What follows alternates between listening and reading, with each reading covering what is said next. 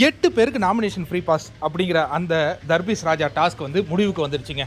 இதில் வந்து பார்த்தீங்கன்னா ரெட்ரோ அணி வெற்றி பெற்றாங்க. அவங்களுக்கு வந்து 8 பேருக்குமே நாமினேஷன் ஃப்ரீ பாஸை பிக் பாஸ் கொடுத்துட்டார்.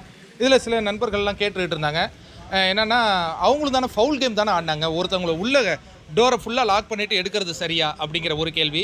அதுக்கடுத்து நெக்லஸே தூக்கி போட்டார், அதை எடுத்து கொடுக்க முடியுமா அப்படிங்கிற எந்த கேள்விக்குமே பிக் பாஸ் கொடுத்த பதில் என்னென்னா அவங்களுக்கு நாமினேஷன் ஃப்ரீ பாஸ் கொடுத்துட்டாரு. இதில் எனக்கு ஒரு டவுட், அதாவது இது ஒரு டீம் கேம் அப்படின்னு தானே ஆரம்பித்தாங்க. ஆனால் எஃப்ஜேங்கிற நபர் இந்த டீமுக்கு இன்வால்மெண்ட்டாகவே இல்லையே. கடைசி ரவுண்டில் கூட அவங்க ஜெயிக்கும் போது தான் அவர் சந்தோஷப்படுறாரு. அப்படின்னா அவருக்கு ஒரு வெஞ்சன்ஸோட தான் அந்த கேம் அணுகிருக்கார் அப்படிங்கிறத விஜய் சேதுபதி கண்டிப்பாக அட்ரஸ் பண்ணணும். அதற்கு அடுத்ததாக சபரி, இவரும் பார்த்தீங்கன்னா ஒரு டீம்னா, என்னை பொறுத்தவரையும் டீம்னா அந்த டீமுக்கு முழு மூச்சாக போராடணுங்க. அதில் வெற்றி பெறுறது தான் முக்கியமான ஒரு விஷயம். அதில் நம்ம பர்சனல் கஞ்சஸ் வச்சுட்டு ஆடணுன்னா அது வந்து சொதப்பல் தான் ஏற்படுத்தும். அந்த விதத்தில் ரெட்ரோ அணியை பார்த்தா அவங்களுக்குள்ள மாற்று கருத்து இருக்கா என்னன்னு எனக்கு தெரியல. பட் ஒரு ஒற்றுமையை அவங்க கடைபிடித்தாங்க. ஒற்றுமையை கடைபிடித்ததுக்கு வெற்றி அவங்களுக்கு கிடைச்சது, சந்தோஷம்.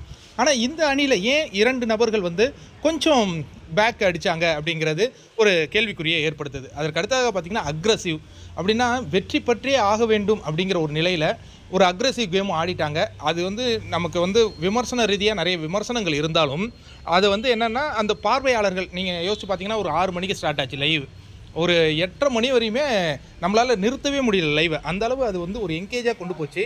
பட் இருந்தாலும் first attempt okay, second attempt கூட ஓகே, தேர்ட் அட்டெம்ப்ட்டை கொஞ்சம் அவாய்ட் பண்ணியிருக்கலாம் அப்படிங்கிறது என்னுடைய கருத்தாக இருந்தது. பட் இருந்தாலும் டிஃபெண்டர்ஸ் அந்த இடத்துல சுபிக்ஷாவாக இருக்கட்டும், அரோராவாக இருக்கட்டும், அவங்க டிஃபெண்ட் பண்ணிட்டாங்க. அங்கேயும் ஒரு கேள்வி இருந்தது. பிக் பாஸ் கிளியராக லெட்டரில் மென்ஷன் பண்ணியிருந்தாரு, அந்த பொருட்களை வந்து நம்ம கைவசமே வச்சிருக்கக்கூடாதுன்னு.